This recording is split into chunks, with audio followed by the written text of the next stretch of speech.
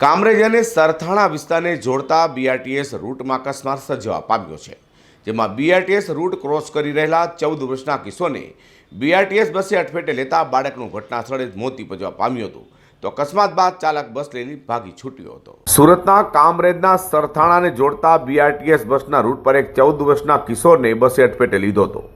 શાકભાજી વેચીને પરિવારને ગુજરાન ચલાવવામાં મદદરૂપ થનારા અમિત મુકેશ પરમારનું મોત નીપજવા પામ્યું હતું।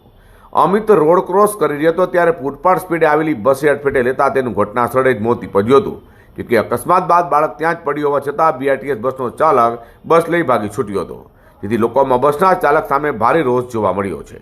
અકસ્માતની જાણ 108 એમ્બ્યુલન્સને કરાતા ઘટના સ્થળે દોડી જઈ કિશોરને મૃત જાહેર કર્યો હતો। સમગ્ર ઘટનાની જાણ પોલીસને કરાતા પોલીસ કાફલો ઘટના સ્થળે દોડી જવા પામ્યો હતો અને વધુ તપાસ હાથ ધરી છે। બીઆરટીએસ રૂટમાં ચાલકની બેદરકારીને લઈને અવારનવાર અકસ્માતો થતા હોવાના રોષ સાથે સ્થાનિકોએ કહ્યું કે એક પછી એક અકસ્માતના ગંભીર બનાવો બની રહ્યા છે, પરંતુ તેમ છતાં તંત્રની આંખ ખુલતી નથી। ત્યારે પોલીસે આ દુર્ઘટનામાં જવાબદાર બસ ચાલક સામે કડક પગલાં લેવા જોઈએ તે માંગ પણ કરવામાં આવી હતી। Azhar Qureshi, T24 news.